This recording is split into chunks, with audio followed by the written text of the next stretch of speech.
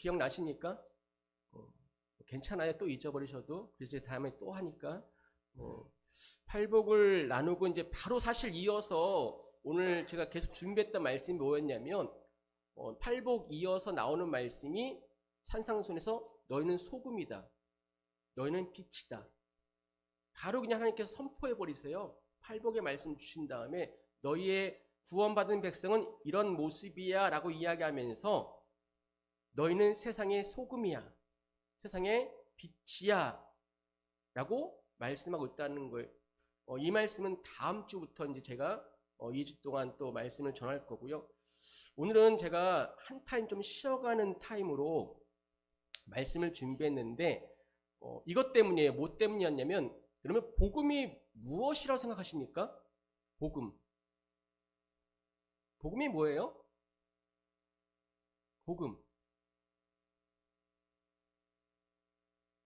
복음 여러 가지 이야기하는데 사실 우리가 복음을 듣게 되면 복음은 지쳐있는 자에게 위로도 주지요. 복음을 들을 때. 또 생명이 있는 말씀이기 때문에 상한 자를 고쳐주기도 하고 이 복음은 하나님의 말씀 생명이기 때문에 넘어진 자를 일으켜도 세워주십니다. 믿으십니까? 근데 복음은 거기서 멈추질 않아요. 단지 상한 자를 고치시고 위로해 주시고 넘어진 자를 일으키는 것으로 복음은 멈추지 않는다는 거예요. 복음은 반드시 반응하게 만드는데 성경에 보게 되면요. 이 설교를 듣고 반응하는 모습은 딱 한 가지예요. 그러니까 오늘 여러분들 설교를 들을 때 지금까지 예배를 들으시면서 설교를 들을 때 이 반응이 안 나왔다면 복음을 들은 것이 아니에요. 이 반응이 나와야 되는데 어떤 반응이냐면 마음에 찔림이 있으셔야 돼요. 설교를 들으면 반드시 마음에 찔림이 옵니다.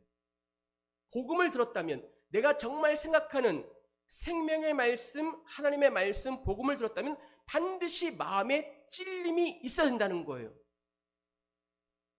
제가 늘 말씀드리지만 이 시간은 위로도 받고 또 상처도 치유받고 여러 가지도 해야 되지만 가장 중요한 복음의 핵심은 뭐냐면 마음에 찔림이 있어야 된다는 거예요. 마음이 찔린다는 건 뭐냐면 우리를 이 말씀은요, 복음은 하나님 앞에 우리를 세웁니다. 말씀 앞에 세우지요. 세우고 말씀을 듣게 하고 마음에 찔림을 주시고 찔림으로 끝나는 것이 아니라 어떻게 합니까? 돌이키게 만듭니다. 이게 말씀의 핵심이에요.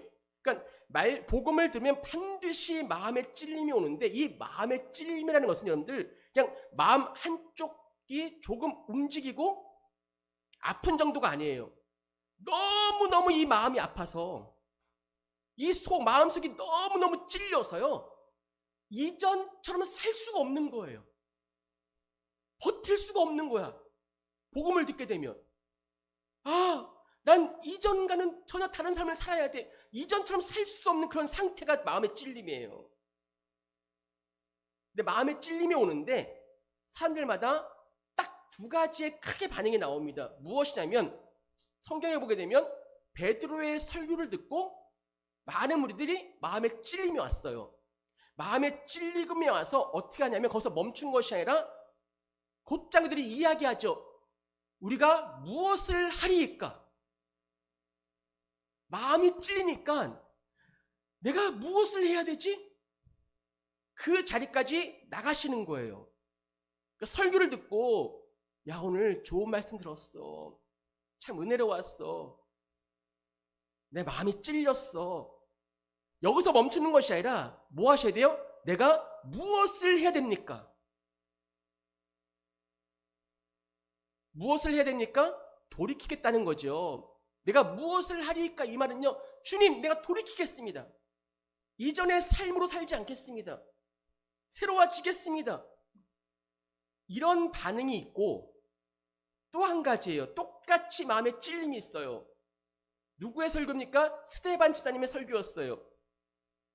많은 무리들이 듣고 마음에 찔림이 있었어요. 근데 반응은 전혀 달라요. 똑같이 마음에 찔림이 있었는데 스데반 쌤의 말을 듣고 그러니까 마음이 찔렸다는 건 이 마음이 막 베이고 갈라지는 거 아니겠어요? 얼마나 아픈 거예요. 이 마음이 아프니까 분노하기 시작합니다. 감히 내 마음을 찔러? 그래서 스데반스는 어떻게 합니까? 돌로 쳐서 죽입니다. 복음이 선포되면 반드시 마음에 찔림이 있습니다. 믿으십니까? 그런데 반응은 두 가지로 나타납니다. 한 부류는 내가 무엇을 해야 됩니까? 한 부류는 나 시험 들었어. 감히 내 마음을 찔러? 내 모습을 다 드러내? 제가 늘 말씀드리지만은 이제 그런 분들이 참 안 계셔서 감사한데, 여러분들도 옛날에 다 그랬잖아요. 말씀 들으면 목사님에게 누가 일렀지? 제가 늘 말씀해, 누가 일르긴 누가 일러? 하나님이 말씀해 주시는 거지. 말씀에 나와 있는데 꼭 그래서 시험 들어요. 내 마음을 어떻게 이렇게 목사님이 이 상황을 어떻게, 제가 어떻게 알아요? 제가 뭐 초능력자도 아니고. 말씀에 나와 있는 걸 그냥 전하는데 그때 찔리는 거죠. 그때 찔리면 어떻게 하는 거예요? 돌이키면 되는 거죠. 꼭 우리는 반응하죠. 어떻게 하셨지? 그리고 주변을 살펴봅니다. 뭘 들어요? 돌을 들어요. 도대체 목사님께 얘기한 사람 누구야? 그 사람 찾아내죠. 색출해서 막.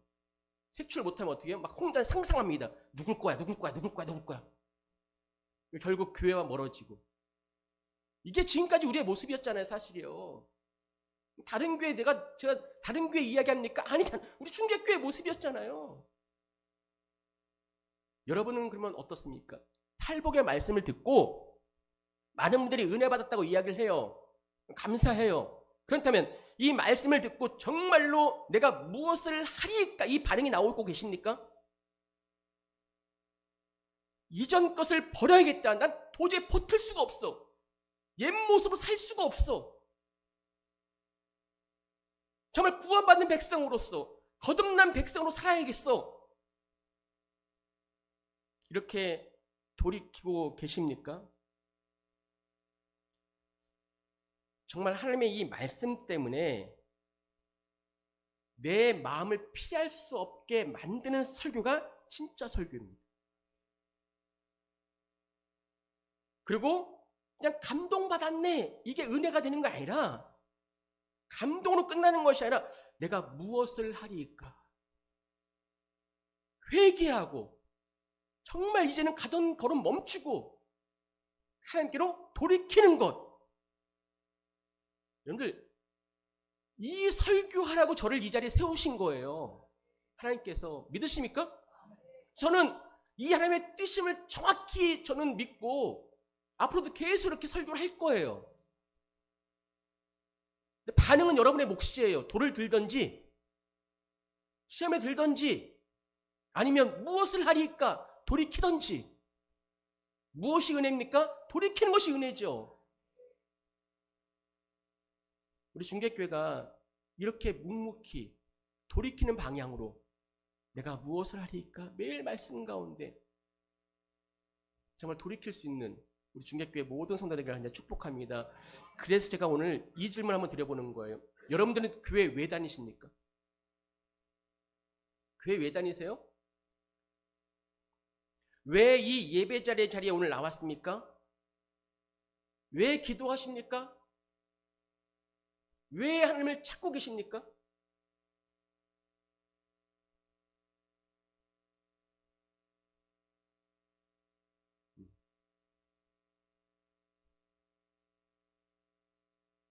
왜 이렇게 기도하세요? 왜 예배 자리에 나오신 거예요? 왜 교회 오늘 나오신 거예요? 체면 때문에 안 나오면, 저는 안 나와도 전화 안 해요. 그러니까 그건 걱정하지 마세요.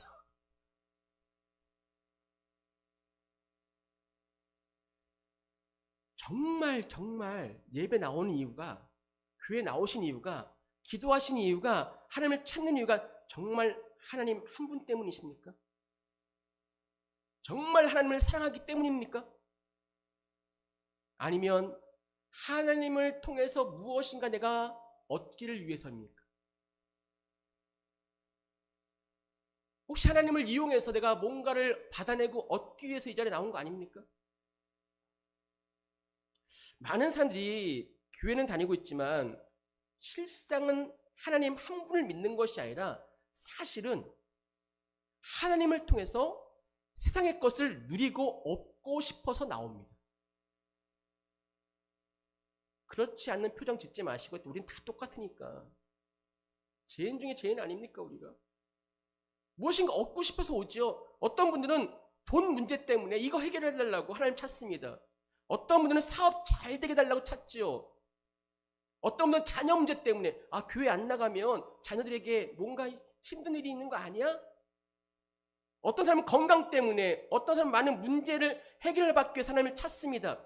물론 여러분들 오해하지 마세요. 그것을 위해서 기도해야 돼요.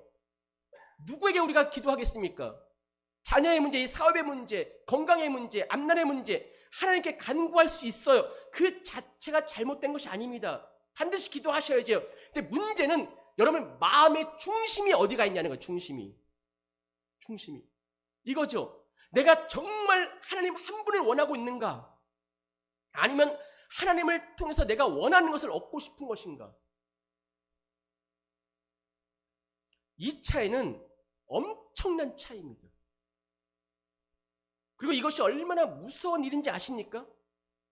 왜냐하면 겉으로는 하나님을 믿는 것 같지만 실제로는 하나님을 통해서 내가 원하는 것만 얻고 싶다면 하나님이 아니라 내 편안함과 내 뜻을 더 구하며 살고 있기 때문에 무서운 겁니다.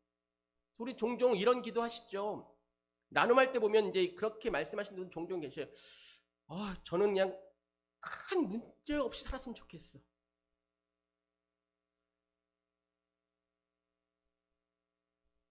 별일 없이 평탄하게만 살았으면 좋겠어. 하나님, 제발 고난 좀 없게 해주세요. 이 얼핏 보면 굉장히 겸손한 기도 같잖아요. 하나님, 편안하게 큰 문제 없이 이대로만 살게 해주세요. 굉장히 겸손한 기도 같지요. 근데 사실 이것은 굉장히 교만한 기도입니다. 왜요? 하나님의 뜻보다 내 편안함만을 더 구하는 기도잖아요. 편안하게만 해주세요. 고난이 없게만 해주세요. 왜 이런 기도를 할까요? 우리의 마음속에는 언제부턴가 평안함이 곧 복이다, 이런 생각이 있기 때문에 그래요. 편안한 것이 복이지. 그렇습니다, 여러분들. 우리는 문제 없고 고난이 없고 실패 없는 삶이 하나님의 복이라고 여깁니다. 문제가 없어야지, 편안해야지, 실패가 없어야지. 그런데 여러분 현실은 어떻습니까? 그런 것을 복으로 여기고 살고 있는데 우리 현실은 끊임없이 문제를 만나고 고난을 겪고 실패를 경험하게 됩니다. 혹시 생각해 보셨어요? 왜 하나님은 나의 인생에 이렇게 어려움을 허락하시지? 왜 이렇게 눈물의 길을 걷게 하시지? 왜 이렇게 기도해도 이 문제들이 풀리지 않고 점점 더 꼬여지지? 어려워지지? 왜 계속 나에게 실패와 좌절을 경험하게 하시지? 이런 생각 해보셨죠? 그런 것들이 정말 하나님의 능력이 없으셨기 때문에 그런 겁니까? 하나님 나를 너무 미워하기 때문에 그렇게 하시는 겁니까? 아닙니다. 그 안에도 분명히 하나님께서 나를 향한 뜻이 있다는 거예요.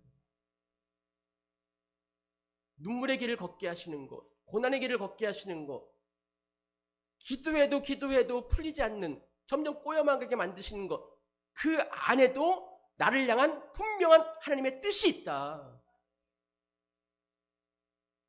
하나님은요, 우리 인생을요, 편하게 만드시는 것보다 저와 여러분들을 하나님 닮게 만드는 것을 더 중요하게 여기십니다. 우리의 삶을 안락하게 만드는 것보다 우리의 영혼이 깨어나는 것을 더 중요하게 여기십니다. 그래서 하나님은 때로 우리를 고난의 자리로 몰아넣으시는 거예요. 광야의 자리로 몰아넣으시는 거예요. 눈물의 자리.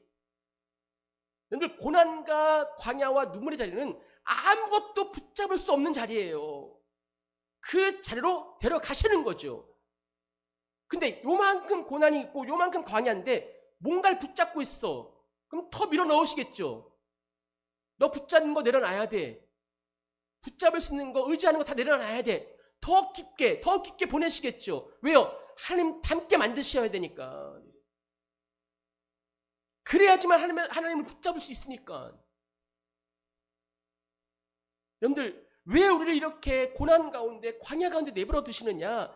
그 자리에서 하나님 외에는 붙들 것이 없음을 알게 하시기 위함이라는 거예요. 하나님 외에는 없습니다. 그 자리에서 그래서 하나님이 누구신지 배우게 하기 위해서, 우리가 지난 고난주간의 마지막 금요일날 제가 그런 말씀 드렸어요. 욥을 좀 기억하자고. 욥이 고난 속에서 마지막에 외쳤던 것이 무엇입니까? 내가 죽게 대하여 귀로만 들었사옵지만 이제는 눈으로 주를 봅니다. 고난 가운데 뭐 한 거예요? 욥이 하나님을 만났잖아요. 그 고난 가운데. 그러니까 광야의 목적, 내가 지금 이 눈물의 길을 걷는 목적, 왜 하나님께서 이렇게 하실까? 그 목적은 하나예요. 하나님을 만나라는 거예요. 그런데 많은 사람들은 광야에서 하나님을 만나지 못합니다. 보지 못합니다. 어려움 속에서 하나님을 찾기보다는 불평하죠. 원망하죠. 억울해합니다. 왜 나만 이럽니까? 왜 내 인생만 이럽니까? 그러다가 하나님을 만날 기회를 놓치고 맙니다. 기억하세요, 여러분들. 나에게 가장 힘든 그 시간이 하나님을 가장 깊이 만날 수 있는 시간입니다. 나를 가장 아프게 했던 그 순간이 하나님을 가장 깊이 알게 되는 시간입니다. 하나님이 원하시는 거죠, 이것이. 그러니 여러분들 놓치지 마세요. 환경만 보지 마시고, 문제만 보지 마시고, 고난만 보지 마세요. 광야라고 하니까, 고난이라고 하니까 멀리 있는 거 아니잖아요. 여러분들, 우리의 실패, 질병, 관계의 무너짐, 이 모든 삶이 우리의 광야고 고난이잖아요. 아무리 기도해도 응답이 없는 그런 모든 시간, 다 광야잖아요. 그 속에서 뭐 하시라고요? 하나님을 만나셔야 된다는 거예요. 그리고 묻는 거죠. 하나님, 그 속에서, 그 고난 가운데, 그 광야 생활 가운데 하나님의 무슨 말씀을 하시는지 물으셔야죠. 그 속에서 하나님이 왜 나를 이렇게 깊은 수렁에 빠뜨리게 하시는지, 왜 이곳까지 이끄시는지 물으셔야죠. 그 속에서 하나님의 만날 길을 놓치지 않는 저와 여러분들을 주님의 이름으로 축원합니다. 그렇다면 왜 하나님께서 우리를 그런 광야로 보내시는가? 각자가 다르겠지만 성경에 보게 되면 이 이유 때문에 한번 읽어볼까요? 시작.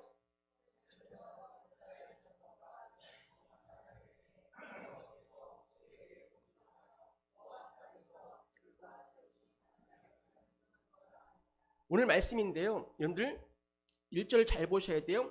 이상한 장면이 하나 나와요. 오늘 1절에 보시게 되면 하나님은 이미 한번 호렙산에서, 호렙산이 어디예요? 호렙산. 저도 안 가봐서. 시내산. 우리가 잘 알고 있는 호렙산은 시내산입니다. 제가 뭐 자랑하는 게 아니라 그렇다는 거예요. 시내산에서 이스라엘 자손과 세우신 언약을 했어요. 언약 세우신 거 아시죠? 시내산에 뭐 받았어요? 십계명 받았죠. 율법 받았죠. 이스라엘 백성과 언약을 세웠어요. 이미 언약을 한번 세웠단 말이에요. 근데 지금 보세요. 모세계명의 모압 땅에서 다시 언약을 세워요.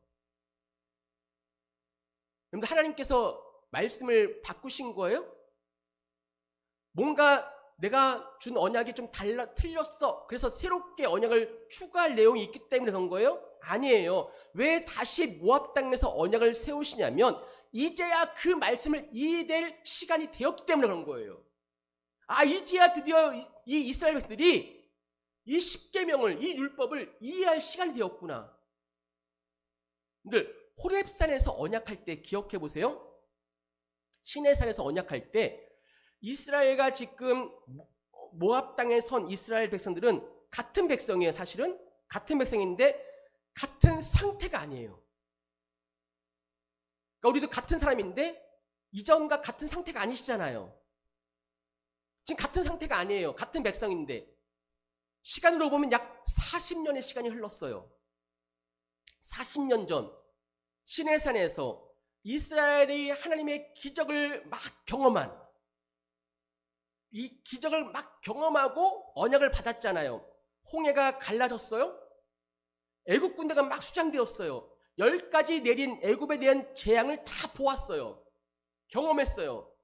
그러니까 눈앞에서 상상도 할 수 없는 기적들을 다 경험했어요. 이스라엘 백성들이.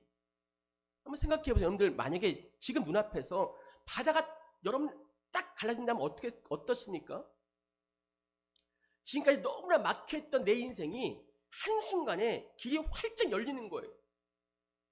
여러분들 어떻게 했어요? 죽을 병에 걸렸는데 한순간에 고침받은 거예요. 어떻게 했어요? 가만히 있겠습니까? 모두가 정말 하나님은 살아계십니다 막 외치지 않겠습니까? 할렐루야 외치면서 나는 이제 평생 하나님만 믿겠습니다. 나는 이제 절대 흔들리지 않을 거예요. 이런 큰 기적을 맛보게 하시니, 이 어려움을 해결받고 병든게 고침받고 귀신이 내어쫓는 것이 보여지고, 이런 큰 기적을 보니 저는 절대로 하나님 정말 안 믿지 않겠습니까? 하나님만 평생 믿겠습니다. 이렇게 외치지 않겠습니까? 이스라엘도 마찬가지예요. 출애굽기 15장 보게 되면 홍해를 건너자마자 미디안이 막 춤추며 노래하잖아요. 모세도 막 노래해요.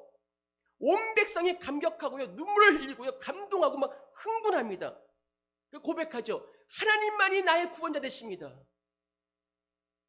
이제 우리가 하나님만을 섬기겠습니다. 네, 보세요. 그 감격이 정말 믿음이었습니까? 그 기적을 봤다고 정말 이들이 믿음의 고백을 한 것입니까? 눈물 흘렸다고 믿음입니까? 감동했다고, 은혜 받았다고 믿음입니까? 아니에요. 기적을 체험했다고, 감격했다고 하나님을 아는 것이 아니에요. 하나님을 아는 것이 믿음인데, 그렇게 했다고 하나님을 온전히 아는 것이 아니에요. 왜냐하면 사람들은요, 순간적으로 감동받을 수 있어요. 막 감동받으면 여러분들 막 서운하시고 막 작정하시고 막 그러잖아요. 순간 감동에. 그리고 감동 끝나면 후회하고, 내가 왜 그랬을까? 그때 미쳤나 봐 막 그러면서. 그게 정말 은혜예요? 그게 정말 믿음이에요? 감동은 받을 수 있어요. 하지만 그것이 정말 하나님을 깊이 알지는 못할 수 있습니다. 그래서 하나님께서 호렙산 언약을 맺으신 후에 많은 기적을 맛본 그 이스라엘 백성들을 곧장 가나안 땅으로 보내지 아니하시고 어디로 보내세요? 광야로 보내시는 거예요. 고난의 자료로 보내시는 거예요. 40년 동안 메바른 땅에서 지내게 됩니다. 아무것도 없는 곳으로 보내시는 거예요. 의지할 것이 하나도 없는 곳으로 보내죠. 왜입니까? 그들을 괴롭히려고요? 아니에요. 읽어볼게요. 시작. 40년 동안에 내게 광야길을 걷게 하신 것을 기억하라. 이는 너를 낮추시며 너를 시험하사 내 마음이 어떠한지 그 명령을 지키는지 지키지 않는지 알려 하심이라. 아멘. 왜 광야로 보내셨습니까? 첫 번째 딱 나오는 이유가 뭡니까? 너를 낮추시며. 하나님이 광야를 통해서 이스라엘을 뭐하고 계시는 거예요? 낮추고 계시는 거예요. 왜요? 단순하죠. 이유는 사람들은 교만하니까. 인간은 원래, 우리는요, 조금만 잘 되면요, 하나님 없이도 살 것처럼 착각합니다. 입으로는 하나님을 찾지요. 마음 깊은 곳에는 자기 자신을 더 믿지요. 세상의 것을 더 믿지요. 하나님보다 돈만 있으면 괜찮아. 건강하면 괜찮지 뭐. 능력만 있으면 괜찮아. 인맥만 좋으면 괜찮아. 평소에 그래서 하나님을 찾지 않습니다. 우리는 다 문제가 생겨야지만 하나님 찾습니다.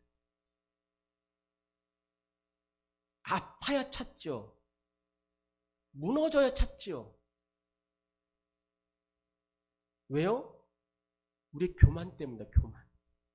안 찾아요 도무지. 그래서 하나님은 그 교만을 깨트리시기 위해서 광야를 허락하시는 거예요. 광야가 어떤 곳입니까? 내 힘으로는 못 사는 곳이에요. 내 능력으로는 버틸 수 없는 곳이에요. 내 계획이 통하지 않는 곳이에요. 광야는 내 경험이 완전히 무너지는 곳이에요. 결국 광야에서 우리는 뭘 배웁니까? 그래서 하나님 아니면 안 됩니다. 하나님 아니면 안 됩니다. 이 고백이 나오면서 하나님 앞에 무릎 꿇게 만드는 곳이 광야예요. 하나님 아니면 안 됩니다. 그래서 여러분들 삶의 광야가 왔다면 무조건 원망부터 하지 마세요. 하나님이 여러분 안에 있는 교만을 깨뜨리고 계시는 시간이에요. 하나님이 여러분에게 붙어있던 그 우상들을 무너뜨리고 계시는 시간이에요. 하나님 정말 하나님보다 더 사랑했던 그 모든 것들을 내려놓게 만드는 시간들이에요. 그래서 여러분들 기적만 본 사람이 아니라 광야를 통과한 사람이 진짜 하나님을 더 깊이 알게 됩니다. 하나님의 축복만 경험한 사람이 아니라 고난 속에서도 하나님을 붙든 사람이 하나님을 더 깊이 알게 됩니다.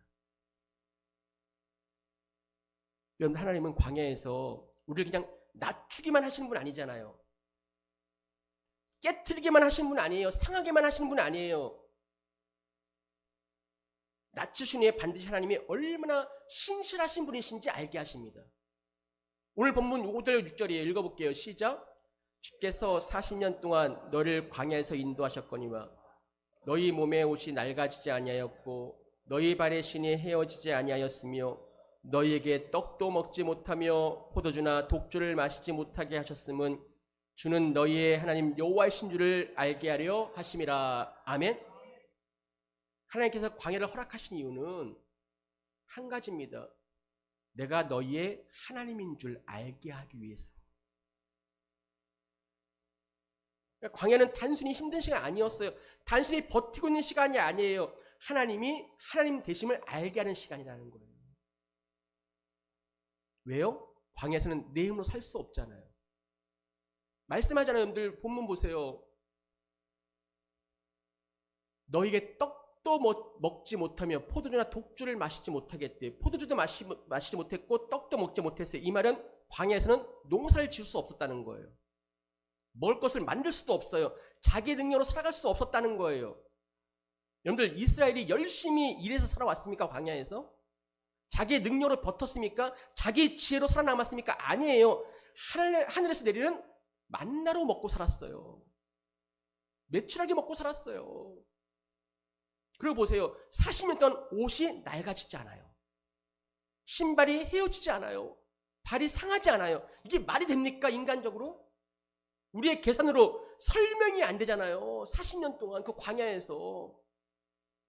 세상의 이치로는 도무지 이해가 되지 않아요. 왜 그렇습니까?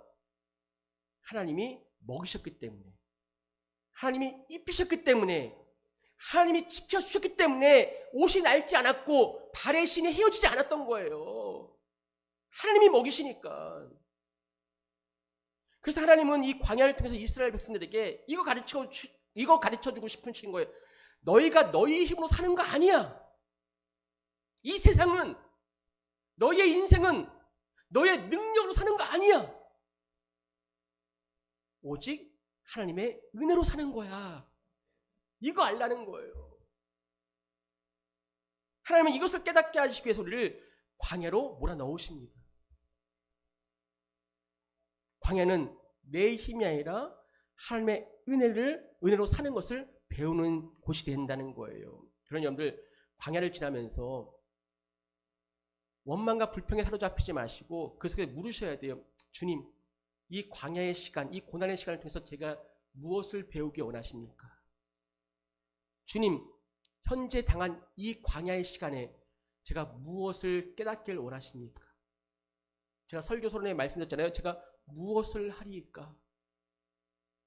무엇을 하기 원하십니까? 물으셔야 돼요. 왜요? 광야는 하나님을 가장 깊이 만날 수 있는 곳이기 때문에 그렇습니다. 근데 문제는 여러분들, 우리에게 있는 광야가 아니에요, 사실은. 진짜 문제는 4절 말씀 읽어볼게요. 시작. 그러나 깨닫는 마음과 보는 눈과 듣는 귀는 오늘 여호와께서 너에게 주시지 아니하셨느니라. 놀랍지 않습니까? 우린 내가 구하면 주시는 줄 알았어요. 내가 열심히 노력해서 아는 줄 알았어요. 아니에요. 하나님이 주시지 않으면 알 수가 없어요. 하나님께서 지금 이스라엘에게 충격적인 말씀하시는 거예요. 너희 다 겪었어. 너희 다 보았지. 너희 다 경험했지. 그런데 너희는 아직도 몰라. 이스라엘 백성들이 여러분들 열재앙 보았잖아요. 홍해 갈라진 거 봤잖아요. 40년 동안 자신들이 먹고 입는 거 다 봤잖아요. 경험했잖아요. 하나님은 말씀하시는 거예요. 너희는 아직도 몰라. 얼마나 두려운 말씀입니까? 기적을 봤는데 몰라요. 은혜를 경험했는데도 몰라요. 하나님께 공급을 받았는데도 몰라요. 수십 년 동안 봤는데 몰라요. 여러분들 여기 계신 분들 수십 년 동안 신앙생활을 하셨잖아요. 그런데도 몰라요. 왜 그래요? 왜? 깨닫는 마음이 없기 때문이에요. 보는 눈이 없기 때문이에요. 듣는 귀가 없기 때문이에요. 그런 여러분들, 중개교회 성도 여러분들, 우리는요 어떤 기적을 경험한다고 해서 하나님을 아는 것이 아닙니다. 하나님이 깨닫게 하셔야 돼요. 하나님이 여러분의 눈을 열어주셔야 돼요. 하나님이 여러분의 귀를 열어주셔야 돼요. 그러니 여러분들, 이스라엘 문제는요, 우리의 문제는 이 광야가 아니에요. 이 고난이 아니에요. 진짜 문제는 이 광야를 지나면서도 하나님을 보지 못하는 거예요. 고난을 겪으면서도 하나님의 그 사랑과 은혜를 보지 못하는 거죠. 다 지금 내가 누리고 있으면서도 하나님의 은혜를 보지 못하는 거예요. 왜요? 내 고통만 보이니까. 이 고난만 보이니까. 힘든 것만 보이니까. 자기 현실만 보이니까. 그래서 하나님이 보이지 않는 거예요. 그런데 하나님께 구하지 못해요. 단지 이 환경만 구해요. 이 고난만 구해요. 이 역경만 구해요. 하나님을 구하지 않아요. 이것이 우리의 모습이라는 거예요. 그러니 여러분들, 힘든 일이 우리가 생기면 먼저 하나님을 찾는 것이 아니라 고통부터 보지요. 문제가 생기면 기도하기보다는 억울함부터 붙잡지요. 우리가 막히면 하나님의 뜻을 찾기보다는 이 막막한 답답함부터 쏟아냅니다.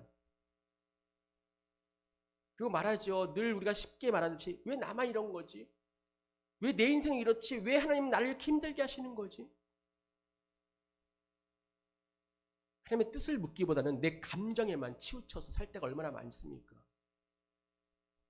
그래서 우리는 광야를 지나고 있어도요, 변하지가 않아요. 그렇게 많은 고난의 세월을 보내면서도요, 바뀌지가 않아요. 고난만 보고 있으니, 환경만 보고 있으니, 그렇게 많은 세월 눈물을 흘려도 피눈물도 흘리시잖아요. 그런데도요, 하나님을 더 깊이 알지 못해요. 내 고통만 쳐다보고 있으니까, 내 환경만, 처지만 보고 있으니까. 여러분들, 지금까지 여러분 인생도 광야 같은 시간이 있었을 겁니다. 지금도 보내고 계실 거예요. 정말 힘들었던 시간, 정말 무너졌던 시간, 눈물이 멈추지 않았던 그 시간들. 근데 정말 그 시간들을 보내시면서 여러분들 무엇을 보셨습니까? 고통만 보셨나요? 억울함만 보셨나요? 상처만 기억하고 계십니까? 아니면 그 시간 속에서도 나를 놓지 않고 붙잡고 계신 하나님을 보셨습니까? 내가 완전히 넘어지지 않도록 나를 붙잡고 계시는 하나님의 은혜를 보셨습니까? 이스라엘이 정말 깨닫기를 원하시는 것은 하나님께서 광야의 그 고통 자체가 아니에요. 광야 뒤에 계신 하나님을 알아라. 너희를 애굽에서 건지신 뜻, 광야로 인도하신 그 뜻, 너를 지금 먹이고 입히신 그 뜻, 너를 향해서 내가 참고 있는 그 뜻, 그 하나님의 마음을 깨달으라는 거예요. 그것이 보이기 시작하면 여러분들 인생이 달라집니다. 정말 저는 안타까운 거죠. 우리 중개교 성도님들 모두가 인생이 달라지셔야 되는데 이전처럼 사시면 안 되잖아요. 바뀌셔야 되는데 그게 보이셔야 된다는 거예요. 그 고난 가운데, 그 환난 가운데, 아, 내가 여기까지 온 것은 내 힘이 아니었구나. 내가 살아남은 것 내 능력이 아니었구나. 내가 버틴 것 내가 강해서가 아니구나. 모든 것이 하나님의 은혜였구나. 믿으십니까? 모든 것이 하나님의 은혜였구나. 이 고백이 정말 나오고 계십니까? 그때야 비로소 우리는 하나님이 원하시는 자리에 서 있게 되는 거예요. 왜냐하면 여러분들 하나님이 찾으시는 사람은요, 능력 있는 사람이 아니에요. 아, 목사님 제가 좀 더 잘 돼서 예수님 믿을게요. 그런 잘된 사람, 많이 가진 하나님 찾으시는 거 아니에요. 종종 이런 말씀 하시죠. 아, 우리 교회에 좀 돈 많이 버는 분 계셨으면 좋겠다. 제가 막 그때마다 욕이 이만큼 올라오는데 참는 거예요. 하나님은요, 그런 사람 찾는 거 아니에요. 잘난 사람 찾는 거 아니에요. 하나님은 누굴 찾으시는지 아십니까? 하나님의 은혜를 아는 사람을 찾습니다. 하나님의 은혜를 아는 사람. 여기 모인 우리 중계교회 모든 성도님들이 하나님의 은혜를 알았으면 좋겠어요. 저는 하나님의 은혜 없이는 살 수 없습니다. 하나님의 사랑 없이는 나는 한순간도 설 수 없는 존재입니다. 내 인생은 전부 하나님의 은혜였습니다. 그 사람이 하나님이 찾으시는 사람이에요. 그래서 모세는 이제 다시 이스라엘 백성들을 모압 땅에 모아놓고 언약을 세우는 거예요. 다시 맹세하게 하는 거예요.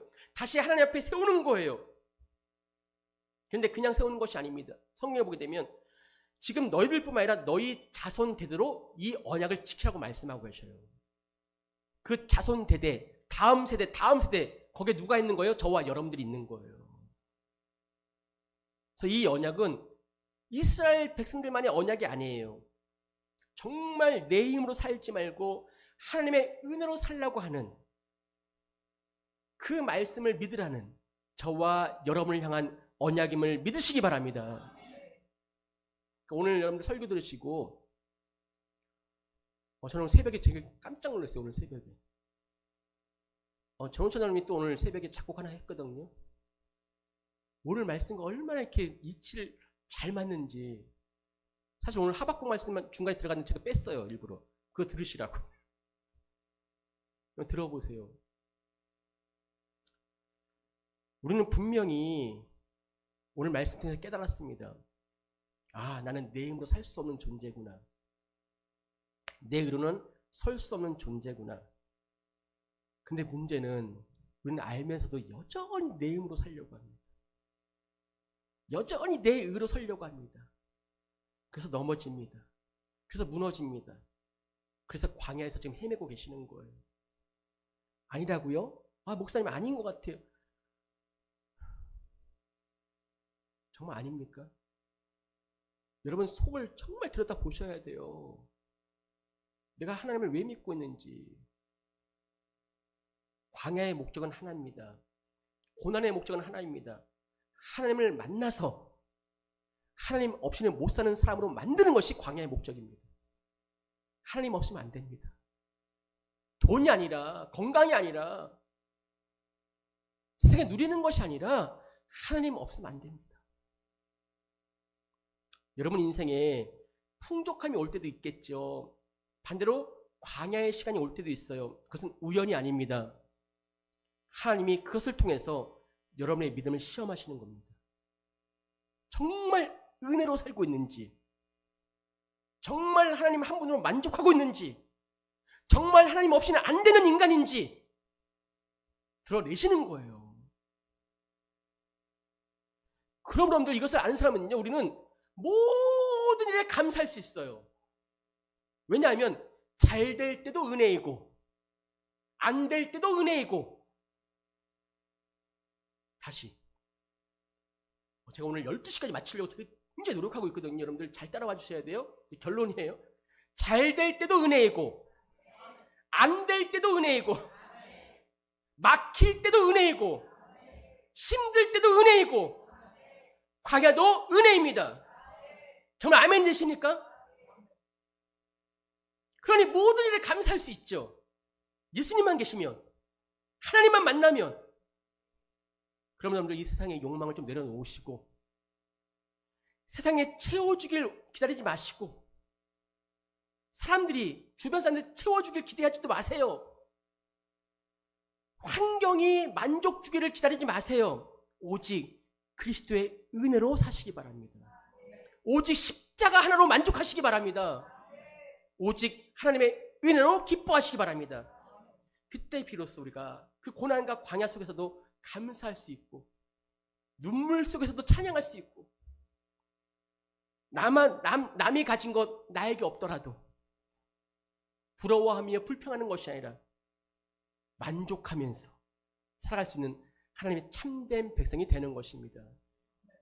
잘 될 때도 은혜이고 안 될 때도 은혜이고 맡길 때도 은혜이고 힘들 때도 은혜이다. 내가 지금 고난 가운데 있지만 광야 가운데 있지만 이것 또한 다 은혜이다. 이 말씀이 정말 하나님을 보지 못했던 여러분들 눈이 활짝 떼져서 모든 것이 은혜로 보여지기를 주님의 이름 안에 축원합니다. 다 찬양하시죠.